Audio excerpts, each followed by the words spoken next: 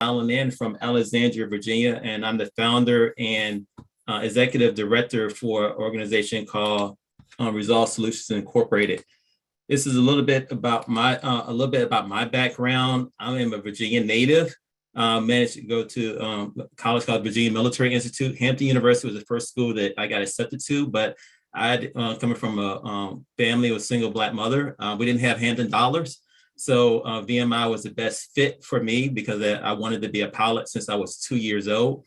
And I also wanted to run Division I track, and it has had a strong reputation. So I ended up going to VMI Army. I did achieve my childhood dream of becoming an Army aviator. Army let me hang around for about 24 years. I got to go to about 35 countries, learn to speak about 5 languages, and then it's about 35 countries during my time. Ended up here in DC in the Pentagon, and then I retired. But before I got out of the military, about 2012, when I moved here, I started getting back involved with helping kids out, namely my alma mater, VMI, with helping improve the number of kids that went there to help them graduate, retain them, recruit, retain, graduate, and then commission. But I ended up figuring out there was a much larger mission than that. It extended well beyond just VMI across the board. And I found that the more kids that I helped across the board, and I end up finding more kids that fit what we're looking for in VMI. So everything I've done over the last nearly decade has been geared toward helping kids. It's something I inherited from my grandmother, who believed in helping children. And so whether it's becoming an alumni, volunteer alumni recruiter, being on the alumni board, I'm now on board of visitors, to even now I'm also the president of the Prince George's County, PG County Career Technical Education PAC Committee, works with JRTC. So everything I've done in my off time has been, really worried about helping kids. Our mission is straightforward. We help kids that want to go into military and or civilian service, but more importantly, primarily through ROTC scholarships and service academy appointments. But more importantly, it's one thing to get the scholarship. It's another thing to keep it, to pay for school. You see kids get these huge checks every year, but the other part of the story is like how many kids actually graduate. And that's what we focus on, because I'm not as interested in your 4 years in college. I'm more interested, what seeds are we going to plant to make sure that you're successful 7 to 10 years after you graduate? And people ask, well, what is ROTC? ROTC is a Reserve Officer Training Corps. There's over 3,000 throughout the country. Army, Navy, Air Force, and Marine Corps falls under the Navy. But DOD, Department of Defense, is the largest check writers for undergraduate education in the country. The Army alone spends over $340 million on ROTC scholarships per year. ROTC, Reserve Officer Training Corps, is simply a class that you take while you're in college. It's completely optional. You can take the class without having to go in the military. But if you plan on competing for scholarships, what they have for every year that you on that scholarship that pays for tuition and fees, then you have 1 year service commitment. A lot of times people get the small print and say, well, no, it's an 8-year commitment. Well, there's this thing called IRR, and Active Ready Reserve, which is basically like if you get a 4-year scholarship, you're on active duty for 4 years. And then the rest of the time you're on IRR status, which means that if they call you for an emergency, World War III breaks out, you answer the phone, then you get called up. But the likelihood of that is minimal. But I say that because a lot of times people talk themselves out of it because they're afraid of the commitment. And it's kind of like, well, 4 of those years, it's kind of like you're just waiting for the phone call to come. Again, the Army spends about $300 million on ROTC scholarships, but we discovered about a 52% success rate. Not because kids can't hack the program. What we end up finding is that majority of kids, because of the stress of finances, that's why they drop out. ROTC scholarship pays for tuition and fees, but there's a room and board cost. The room and board cost is different going to Morgan State versus the University of Pennsylvania or Johns Hopkins. And sometimes the room and board costs exceed the cost of another institution. So sometimes that puts a lot of stress on families to try to find that other additional funding.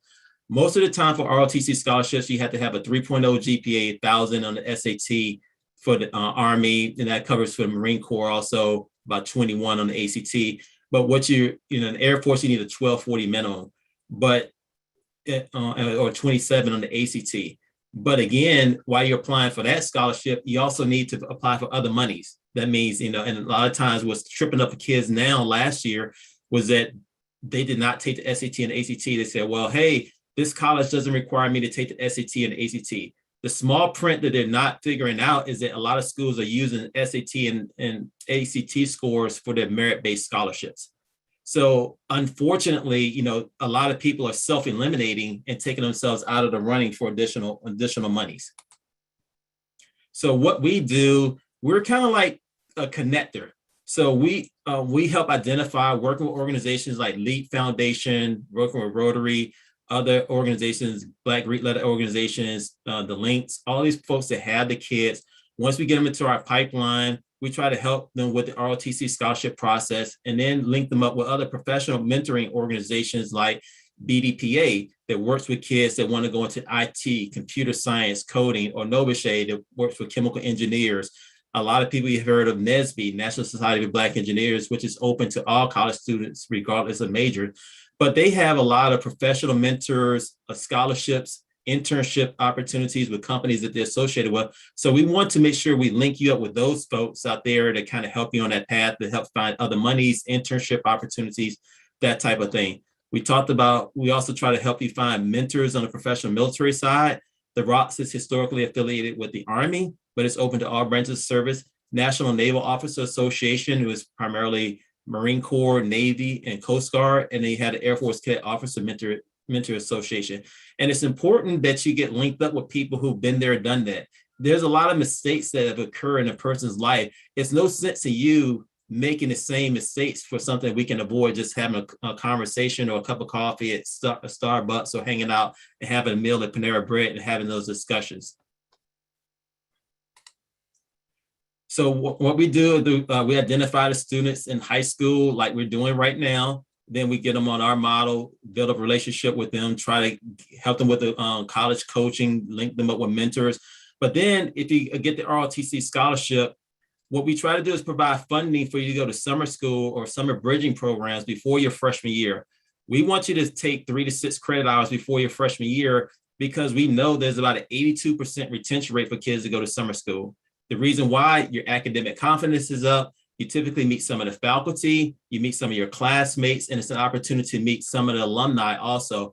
So by the time you show up on campus, you're not showing up for like the first time visit. You're very comfortable and acclimated.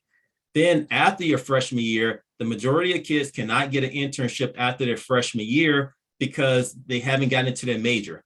So you got 13 weeks off. So for us, the kids we work with, we want you to go to summer school. You have 13 weeks off. We want you to go to summer school for one session, take an additional 3 to 6 credit hours, get academically ahead. For some that are a little bit more adventurous, we want you to go and consider doing language immersion, going to a different country that 6 to 8 weeks. One, it's an opportunity to get outside the country. Number 2, you get 6 to 9 credit hours, depending on the program. But what that does, that sets you up for after your sophomore and junior year, the summer's there to get an internship because your GPA should be much more competitive. You have more things on your resume, so you're much more competitive. So when we send you back to the NSBE conference or the BDPA conference, when you sit down with Google, Deloitte, all these other companies, Apple, or all these other companies out here, your resume is that much more competitive.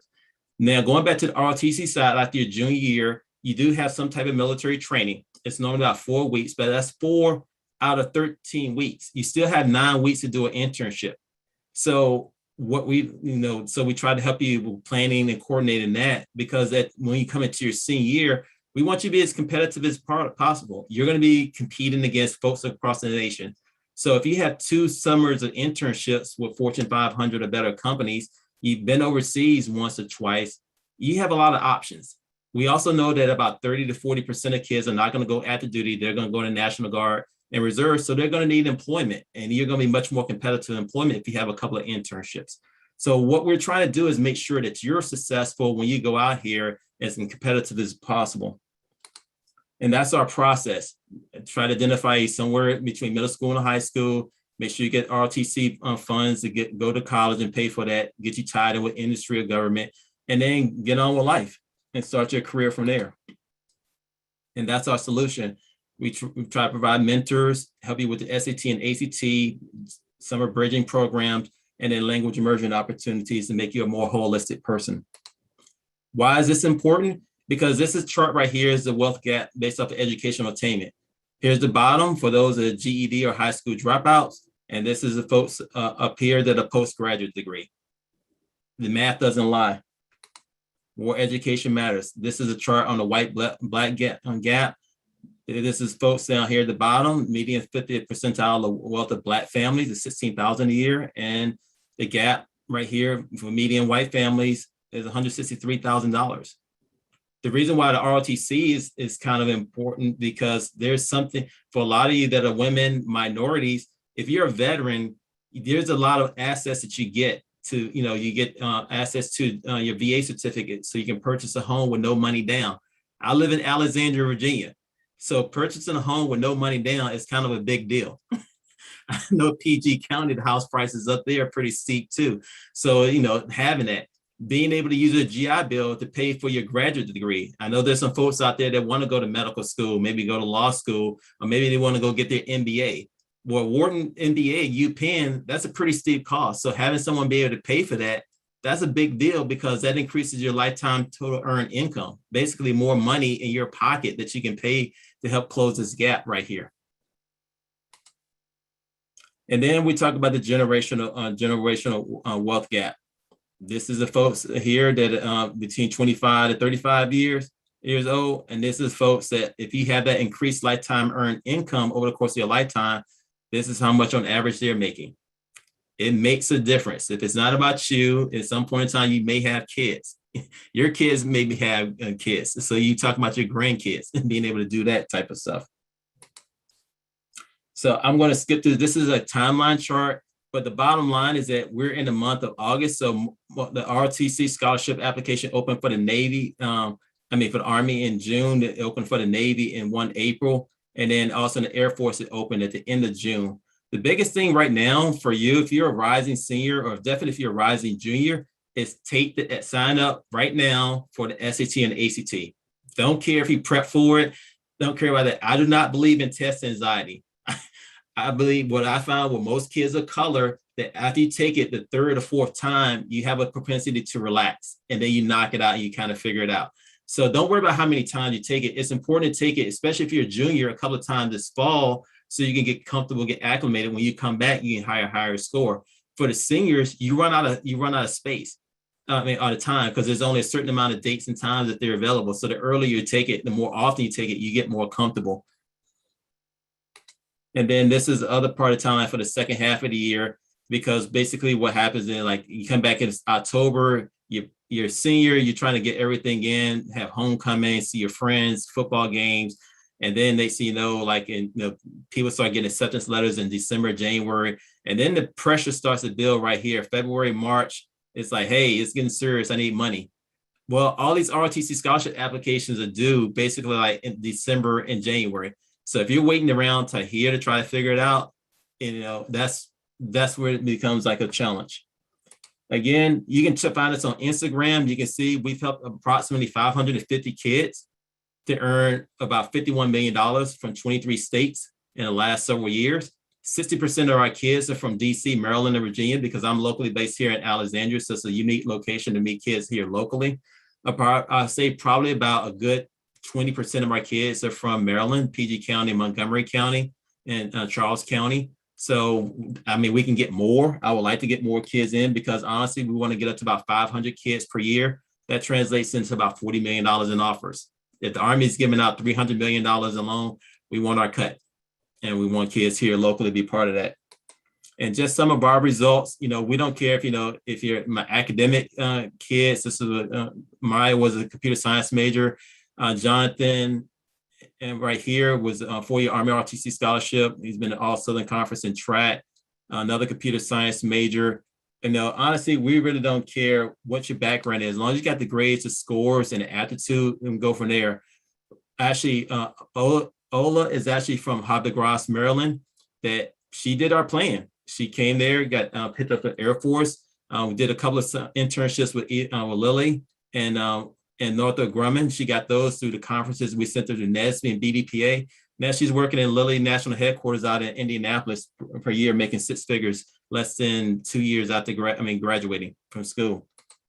Some other kids that we had that graduated recently from here, again, Army, Navy, Air Force, Marine, we really don't care.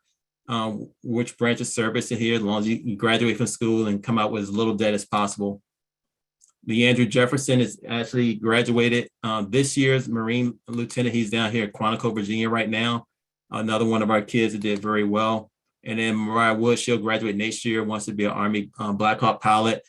She was actually in a soccer scholarship and 4-year ROTC scholarship, and she's doing extremely well. Maya is another soccer player doing the same thing. She's also from California. So again, you have the ability to do whatever you want. It's just a matter of time management, balancing time. And that's where we try to come in and help out with that one. We also try to provide current mentors from kids that we work with over the last several years. Nina Sarankis was the first woman from BMI to graduate from the U.S. Army Ranger School. She's now looking at applying to medical school. Bethany King will graduate from West Virginia University Dental School next year on a full ride. She ran track and cross country at VMI for 4 years. She'll graduate president of her class in 2022 from West Virginia and become a dentist. And then Scott Hayes was a mechanical engineer that ended up going to the Air Force, and he's in pilot training right now. And then, so these are other folks that I'm going to call on to talk to you. So you don't have to talk to the old gray hair guy on the phone. You can talk to someone that's going through this like more recently and understand their challenges and how they persevered and overcome. And yes, I'm a VMI alum, but we have kids that, at Texas Tech. Elijah's going to ODU in the Navy, Mary Joy Williams at the Naval Academy. So again, we really do not care where you go to school as long as you graduate on time. And there's some of our computer science majors, a variety of schools. And then here's another slide. Again, I'll make sure that Lisa gets the copy of slides of other sources of funds, because the ROTC scholarship only covers tuition and fees, right? It can cover room and board costs. For example, if you get more academic money, you can use it, convert it to the ROTC scholarship to pay for room and board. It's capped off as $10,000. But you need to find other money that's out there. Look at myscoli.com. There's an organization called AFCEA, Armed Forces Communication Executive Association, that they have scholarships for kids that want to go into STEM or ROTC. There's a list of stuff that's on here that you can go out here and find extra money, but you got to do your research and you got to get after it. So I am going to turn it back over and answer your questions. So thank you for your time, and I'm here as long as you have questions.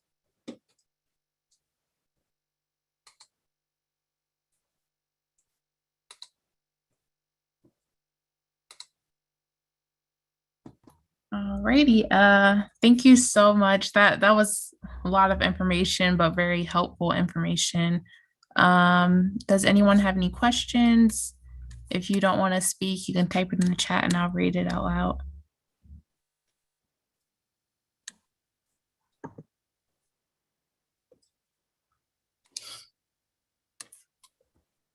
At least I'm gonna have to start picking on people. I mean, I have a problem. I'm from Petersburg. I have a problem calling people out. My family's from Capitol Heights, Maryland. So, don't let the smile fool you. I can call some folks out.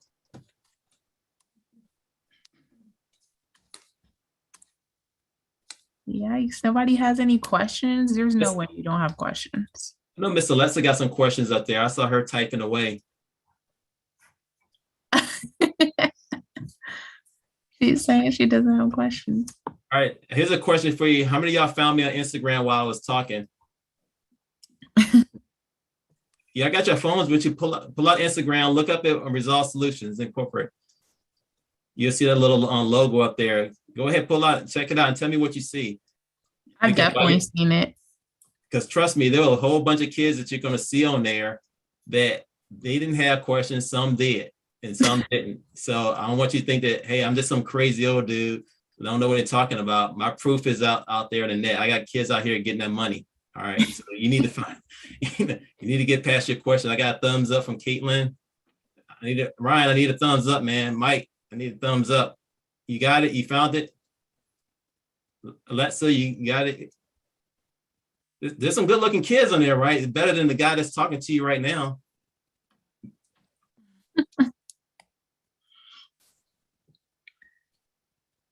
Someone got to ask one question. So Leia said, so when you said it only covers tuition and you could transfer it to room and board, it could cover both? No, I'll use Morgan State as the best example of it. because Morgan State has some other scholarships, because typically if you have the grades to get the ROTC scholarship, you're going to qualify for some other money, merit-based scholarship. So what happens is that a lot of times they put you on like a presidential scholarship or some type of merit-based scholarship, and then they use they convert the ROTC scholarship to pay for your room and board costs, which will go up to $10,000. And that's how they get you to a full ride. Virginia State is another example that does something similar, that if you have a certain GPA, I think it's a 3.2 GPA in high school, and then like a 21 on the ACT, they will pay for your whatever cost that the ROTC scholarship doesn't cover, they'll pay for it. So for example, a kid may out of state, the ROTC scholarship may cover 86%, they'll pick up the tab. Or if you get a 3-year scholarship, what Virginia State will do, they'll pay for your first year until your ROTC scholarship kicks in. So, but each school is a little bit different on what their financial aid package is. So you got to understand that the ROTC scholarship applications is separate and separate timelines than the actual school application, which is one thing. You also need to talk to the financial aid offices to see what packages do they offer. And here's the thing that I try to explain to kids all the time. You ever notice like pro ballers, you see some of these guys, some like the Redskins, they go out to the club or they go out to dinner and they give them a free meal. It's like, hold on, why these guys got a free meal? They got a contract, right? The lesson in life is if you have money, people want to give you more. But if you're broke looking for money, they don't want to give you jack.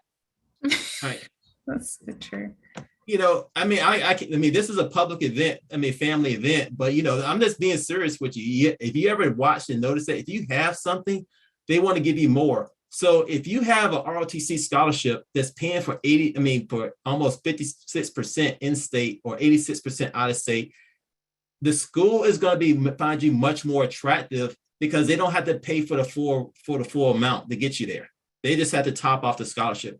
It's the same thing for kids out here who play sports, especially for non-revenue sports, because typically basketball and football are full rides, but typically non-revenue sports, track, baseball, lacrosse, swimming, wrestling, those are typically partial scholarships. So if you have equal athletic ability and a coach has a limited budget, and it's like, hold on a second, you have an ROTC scholarship, I only have to pay for 14%.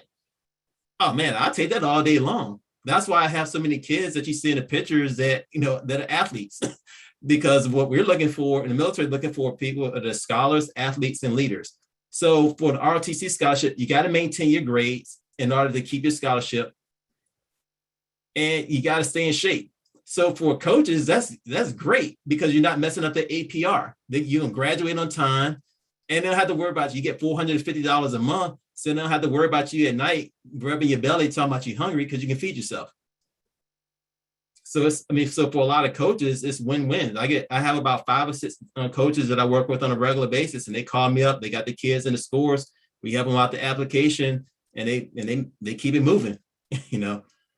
So so again, it's about packages, and if you think people can come out here and just offer you a full ride, and I'm being completely blunt with you. If you think these schools out here just coming to get you and they're feeling sorry for kids of color and Black kids, they only have a certain number of bed spaces on campuses. They're not taking every kid of color, every ninja out here, right? Once they get their limit, they're capped, they're done, because physically they only have a certain amount of bed space. And that's just being real talk. And you got to understand each one of these schools is slightly different. Like North Carolina A&T, the reason why a lot of your peers before you may not get a North Carolina A&T by a certain time is by law, they're part of the UNC system. So they have to take a certain amount of kids in state before they admit kids out of state. A lot of kids don't want to go to Howard because it's too close to home. Well, Howard got a bunch of money out here, especially if you talk to the ROTC because they know where all the bodies are buried. Right here. A lot of kids from PG County, they don't want to go to Bowie State because it's like, oh, it's too close to home. Bowie State has a ton of money. And let me explain to you, they're recognized by DOD for their STEM programs. So there's a lot of kids out there that's crushing it, especially soldiers that are over at that come from Fort Meade that are crushing it, getting 3.8, 3.9 GPA in computer science and cybersecurity, and they're getting a lot of agency internship opportunities. So you got to understand that, I understand people want to go away from home, but you're on a college campus. You're not at home. It's a different world. So, so I'm not saying that, I'm just saying keep all your options open because there's a lot of opportunities out there. Now for SATs, do they super score? Yes. That no matter care how many times you get it, they take the highest scores win. How do you get through the emotional obstacles throughout your career and personal life?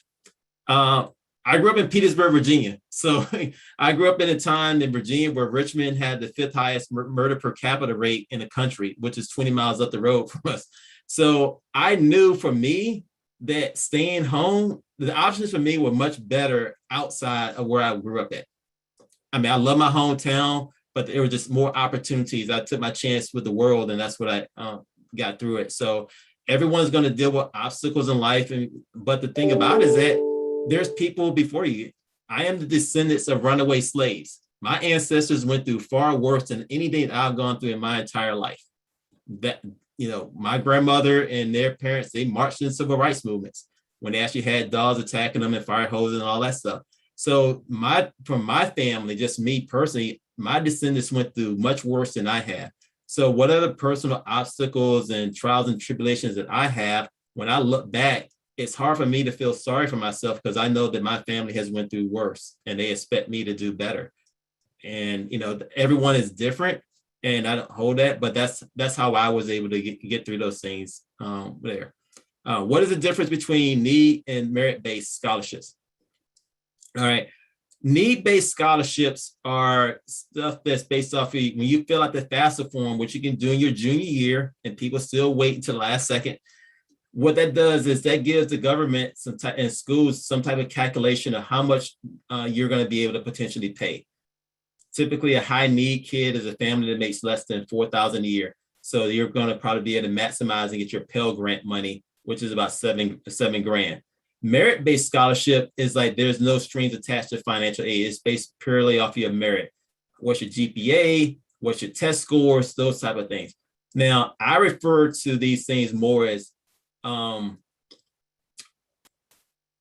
reportable scholarships and non-reportable scholarships. Reportable scholarships are stuff like the L2C scholarships or the Pell Grant. That's stuff the school has visibility of, and they make a calculation because a lot of schools, when you see these kids getting like all these scholarships and they're saying, hey, I got all these $1 million, that's not going into their pocket, right? It's, the school is going to cap out because they got, depending on the size of the school, they have a couple hundred, they have a couple thousand. They want to spread the peanut butter as much as possible to make sure that everyone is covered. Now, your non-reportable scholarships, that's stuff like your Black Greek, the local area scholarships, like your Black Greek letter organizations, your local bank, your grocery stores. That's money that goes straight into your pocket. All right. That's not reported. Now, some organizations, they're going to make sure that they want to send it to the school, and that may be there. But majority of the time, that's money that goes into your pocket. You do whatever you want. You don't have to report it. You just do whatever you want to it. So the real key is to get as qualified as many buckets as possible, whether if you're a high need kid or from there or merit-based, athletic funds, ROTC dollars. Typically, there's about 4 to 5 buckets of money out there. And what I end up finding is that a lot of people end up focusing on one bucket. And I got to tell people all the time, do you rather have 3 lottery tickets or 1? Yeah, a lot of my athletes, they want to try to put everything into it. I don't understand why they're dependent upon some coach that's probably not an alum from the school, that they're trying to wait and make their determination in their future somebody else based off your performance and their job security. That's dangerous to me because you're putting your trust in your hand in somebody else that that you just got to feel for him. But his or her job is on the line based off your performance. So my thing is, if you have other money, that changes the amount of leverage that you have. That changes the type of discussions because you have some coaches out here, they may be good coaches, but they're not good managers. And what they try to do is sometimes people hold scholarships over kids' head. If I take away your scholarship, that's going to make you perform better. Well, that causes a lot more stress. If you have money, you can relax. And typically for most sports, if you're relaxed, you actually perform better because you're not caring about that stress. Some people think that, hey, I perform better with pressure. Okay, then if you're about to lose your scholarship or they recruit another kid that's coming here that's bigger, faster, stronger than you, how much stress do you think that you're going to perform? So my thing is get as much money as possible. you're going to have a different discussion. Typically, if you have money you bring to the table, you may be more attracted to a school. You may be more attracted to a coach. Don't have to put as much money into you. Doesn't mean he don't like you, but he's not stressing that you're not going to kill his budget. So, what are the basic requirements for getting an ROTC scholarship? Let me back up. What can I join ROTC in my senior year of high school? Yes, you can join JRTC anytime. Just talk to them. But JRTC is not a requirement to apply for the ROTC scholarship. Every year, people say I didn't apply for ROTC scholarship because I wasn't in JRTC. Doesn't matter. Scholar, athlete, leader. That's what they're looking for. Now, it helps sometimes if you have JRTC because it's something else on a resume that helps out there. So, but you don't have to join JRTC. Sometimes JRTC doesn't fit with your academic schedule. Sometimes people don't like wearing a uniform, whatever, but that's not a requirement. What are the basic requirements for getting the ROTC scholarship? For the Army, it's a 2.5 GPA, 19 ACT, and 1,000 SAT. That's it. That's the minimums right there. The Air Force is a 3.0 GPA, 1240 SAT, and a 27 in the ACT. And then the Navy is 3.0 GPA. And then they have a weird calculation. It's basically like a 1200, but they're going to say something like 550 math minimum or 600 verbal, something along those lines. They don't say 1200 because what it does mentally, it messes with a lot of kids' head when they say like 1200. So they kind of breakout, or they have a combination of like a 47 on ACT and SAT and the verbal and the math part. And people say, well, one branch of service is, the Air Force, they're more academically, it's harder to get that one. It's not, it has nothing to do with that. Air Force is highly technical. They only have a certain amount of slots. The Army has a lot more scholarships. So in order to get as much money, they have to widen that base. So it doesn't mean because once you get in the top 10%, to get an ROTC scholarship is pretty competitive. The top 10% is always going to be somewhere like a 4.0 GPA and almost 1350 to 1380 SAT minimum. So it's always going to be competitive at the very tip of the spear. But that's not something that you need to worry about. Get the application in. A lot of times kids think they're going to apply for a scholarship, they automatically get it. It's not automatic. You're competing for kids across the nation, but you can't compete if you don't try. This year, I had 47 kids that had the grades and the scores to get the scholarships.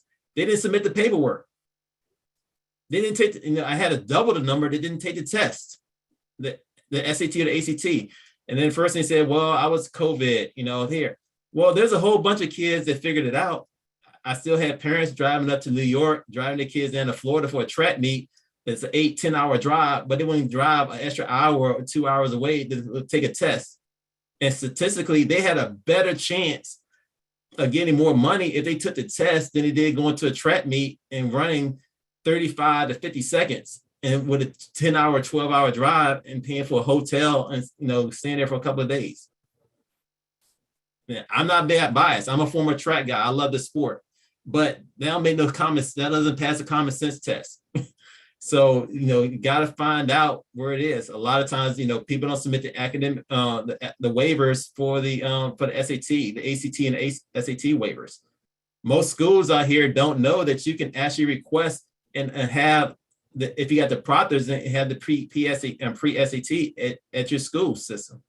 There's schools out here that had the SATs at their school sites, like Halifax County. So you guys and gals had to ask the question and make some of these adults go to work, because you know what? They ain't paying your bills, but that's part of your job to make sure you have the opportunity. And if if that person say they can't do it, let me explain something to you. Everyone has a boss, right? At the head college and career council, if they ain't getting the job done, you know what? They got a principal. The principal boss is a superintendent. The superintendent's boss is typically the Secretary of Education. The Secretary of Education works for the governor. That's how that works. So if they ain't doing what they're supposed to be doing, hey, you need to bark up at someone's tree and start asking, kick somebody in the shin. Because it is at the end of the day, when you graduate, they ain't paying your bills, but they need to help prepare you get there. So you got to ask those questions. And as you can see, I'm a little bit of an instigator, but I want to make sure the kids are taken care of and they get what they deserve. And I see too many kids out here that are tapping out just because they don't try. And it's like somebody else, somebody else's fault. Nah, not doing it. Because DOD is not changing the bucket. They're still gonna have about $300 million worth of scholarships next year. And if folks like you of color don't get it, I guarantee you it'll be some white kid or anybody else that's gonna apply, they're gonna get it. It has nothing to do with race. It's all about doing that paperwork, which, trust me, none of us in life like doing paperwork. It sucks. It's a pain. But to get that money, hey, you need to handle your business. Let's see. Are there any scholarships in your career like hospitality or customer service? Nope. Now, they're asking, let me just misspoke, not for DOD, ROTC based scholarship. Are there scholarships in career like hospitality? Yes, there's some stuff that's out there. I'll say go to My Scully or check online and Google, those type of things. What I would recommend is that you take a look at, be a little bit broader. A lot of times people want to work especially in certain things. The thing about the military is becoming an officer versus enlisted. Your job is leadership. All right. Leadership transfers. When you look at Fortune 500 companies and look at the CEOs, a lot of those CEOs have military experience. Now, an infantry guy may be working at Boeing. He's not doing infantry skills. It's his ability to lead others. Leadership translates across all disciplines, banking, finance, STEM, because you know what? You can hire people to do the technical side, but you can't just hire anybody to lead people. And that's what the military offers for being a ROTC. So what does that translate to career hospitality or customer service? If you're working in hospitality or customer service, you're going to have an extremely high turnover with your employees. The folks that are very successful in hospitality and customer service is those who have the ability to lead, motivate, retain their employees. You can learn a lot of that from the military and how to motivate, train people. And even if you just take ROTC in the class and understanding basic leadership skills, that helps out. So that will make you a better hospitality, or in this case, hotel manager. Yeah, customer service. Working at Best Buy, working at in retail. Those type of things. So a lot of those skills translated. A lot of times people just look at it from not just from a job perspective. What we try to help you understand is look at it from a career perspective, because again, we're not looking for kids to get jobs. We're looking for kids to become leaders. We want people that are going to be entrepreneurs, that's going to be running things. Anyone can get a check if they, get it. We want people who want to be the one who writes the checks. There's a difference in that. Has nothing to do with your ability. It's just a matter of your skill sets, and your skill set that you really want to develop is leadership. Someone has to be in charge, right? Why not you? Why work for somebody else? Why not you be the boss making the decisions? Because the person who's the boss making decisions, they're the ones that determine who get paid and how much they get paid.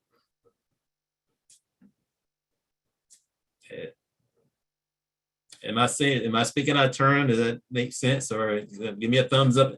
Give me a thumbs down if I'm off. I'm saying something incorrect. Or y'all just being nice. Any other questions? These are actually pretty good. I think you almost had your coffee and woke up. How do you apply for ROTC scholarship? If you Google Army ROTC scholarship, Air Force ROTC scholarship, or Navy ROTC scholarship, you can go directly to the site and apply for it online. Definitely my contact information. You can reach out to us also, but a lot of stuff is like it's pretty straightforward on Google. Where we kind of come in to help manage it, because I understand that a lot of this stuff, quite frankly, is like you're gonna read it, it's not gonna make any sense, and that's where we kind of come in. You also got to understand, anytime you're dealing with DOD, Department of Defense, or anything with the government, there is a timeline. There is an opening window and then there's a closing window. It's not negotiable. All right. And a lot of kids of color, that in my experience, is that whenever I tell you there's a deadline, if I tell you right now that a scholarship application is due 1 December, and it's like right now, August, 85 to 90% of folks are going to wait till November after Thanksgiving, a day before the deadline, to get in. There's going to be a 1 or 2 out of that group that's going to say, hey, he told me this information. They're going to research it. They're going to start the application tomorrow. So my advice to you is like, hey, if it's something that sparks your interest or your curiosity, simply Google. And then, if not, just check out our website. Send me if you got some questions, send us a note and we can pursue the conversation from there. And that's the website. But if you send an email there, he has some questions, but I am going to challenge you, because if you contact me and ask me questions and stuff that's already on the website, we're going to have a different conversation, right? And it's not because I'm being nasty, or I'm being rude or mean, but I deal with about 500, 1,000 kids per time. You got to do a little bit of homework and help me out, because there's as you stated, Ariel stated, there's a ton of information out here. So if you do some research, that'll help narrow down what to talk about. I don't want to talk to you about, if you're interested in the hospitality customer service, I don't want to be talking about engineering or physics and wasting your time. So if you do your research and you have some specific questions, that's going to help me help you get to where you want to be a lot faster. So again, don't take it from me being nasty or this, he's stuck up, he thinks he know it all. No, there's a lot of information out there. I just don't want to give you the wrong stuff and you walk away like, oh, he didn't help me out. No, I want to help you out. Just help me help you and tell me specifically what you need so we can keep it moving. Trust me. All of you guys, kids out there, y'all gonna be working, right? I'm almost 50 years old. I get 2 checks from the government coming in every year until I die. So I need all of y'all working as long as possible so I can keep getting my check. So I want you to work as long. I want you to be healthy. I want you to be excited and know that when you're working, this guy's sitting back here in Alexandria, looking at my phone and checking my bank account. So let me be the first to say, thank you for your service and what you're going to be doing for the next 50 to 60 years of their life, paying for me. So I want to thank you for that. Appreciate it.